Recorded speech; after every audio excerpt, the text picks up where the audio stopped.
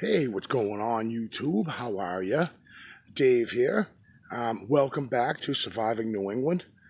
I just uploaded a video. I got all excited and I was in my van sitting in traffic. I'm like, I gotta get this out. This is very important. I want this video to be like the catalyst, right? To start this channel off the correct way. Water, water, water. The three most important items before anything else. Water, water, water, right? This, my friends, the Life Straw. Get one. Go purchase it. There's Sawyer mini filters out there. They're awesome. I have a couple of them. I actually have some in each bug out bag or get home bag or just hiking kit that I own. So listen, this can filter 264 gallons of water. Now, it does not do chemicals, okay? But other than that, it gets all of bacteria and giardia and all that stuff out of the water, so you can actually use this filter, bend down to a lake, a pond, or a stream, and I've used this 3 times now in a stream, albeit up in New Hampshire in the mountains. It's very simple. Listen, guys, you can't go 3 days without water. That's a very big deal. There's no getting around how important that is. So before you load your guns, before you load your car with all your food and your family and your fire lighting materials and your tent and your camping supplies and all of that gear, without this, it's all useless. None of it is any good. And when you're dead from dehydration, someone's going to get all your awesome stuff, right? And that is no good. This is very simple to use. Again, 264 gallons of water. This could potentially keep you alive for a year, close to it. It's very simple. It is what it says it is. It's a straw. You pop the top off of this. Just like this, you pop this end open, you bend down to a muddy puddle of water if you'd like. But, of course, you'd want it to be a running brook, a stream or a river, a lake, even a pond, even if it looks dirty to you. If you wanted to, you could collect the water from a stream, pond, or lake, filter it through a handkerchief or your shirt to get some sediment out of it, and then drink from it. But if you don't have a container to hold the water in, this is crucial. And you use it just like a straw. It takes some pulling as well that I learned. See, I'm a big proponent in use your gear. Use it, know it, practice it. It's very, very important, guys.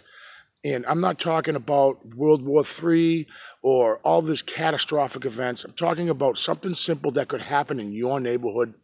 I don't care where you're from. Really, especially if you're from an area where water is locally accessible in an emergency, this is key. If you live out somewhere in the very dry parts of the country or really dry parts of the world, you need to collect water itself in jugs, which is tricky because the shelf life on water is debatable at best, and it doesn't last forever in a container. Something like this is survival 101 here, guys. I can't stress it enough, and that's why I want this to really kick off my channel.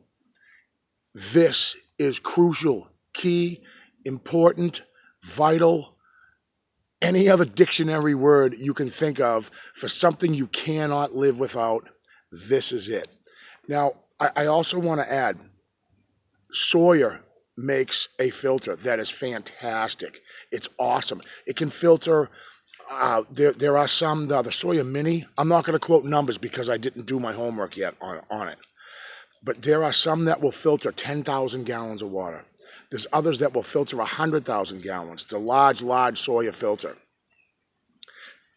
Guys, this is big stuff here. And the price, I don't know if this was $14 or something like that. The Sawyer Mini water filter, $20 or something like that. Guys, it's priceless. in a SHTF situation where the crap hits the fan, man, and you need to make sure so you can make the right decisions in an emergency and keep your wits about you. If you're worried about where the heck your next glass of water is coming from, you're going to make bad choices if that's all you're obsessed with. If you've got something like this with you, then at least that's something you know that you can rely on it. What's my next worry, right? Not water. That's not your next worry, especially in New England, right? In New England, there's water everywhere. So this is key to surviving New England because water is heavy, heavy, heavy. So if you're going to carry around bottles of spring water, junk, no need. Now listen, again, I don't know who has watched the first video I came out with. I am not paid by LifeStraw. I do not have an endorsement deal or anything like that, and I really don't care about the company at all. What I care about is this. I care about this keeping you and your family alive. So this little item that fits right cleanly in my backpack. As a matter of fact, when I hike, if it's real hot and I don't want my backpack and I have just my CamelBak, I have a little pouch for the CamelBak that has a nice shoulder straps to it. This slides right next to my 2-liter CamelBak, and I do not go anywhere without it. Day hike, a weekend hike, a week camping out in the forest, a 2-hour hike, guys. I take this with me along with my CamelBak, along with clean water. I can't stress enough that you can't drink your bullets, you can't drink your gun, and so on. Just think about it for a minute. So it's, as far as saying that this is important, that is the biggest understatement in survival in the history of mankind. So please, guys, if you're new to survival or prepping or just being ready for an emergency, start here.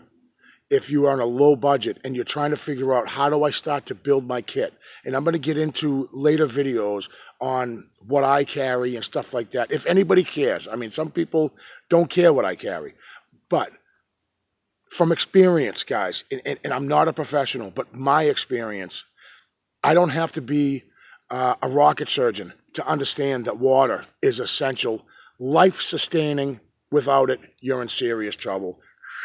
All done. Thank you so much, guys, for clicking. I'll see you soon, too, on the next one. I got tons of topics coming up that I want to talk about. I'm going to continue my hike. The sun is going down. It's about 6 o'clock p.m. here in southern New England. So I got another hour, maybe, of daylight. And thank you again, you guys, for clicking. And I'll see you on the next one.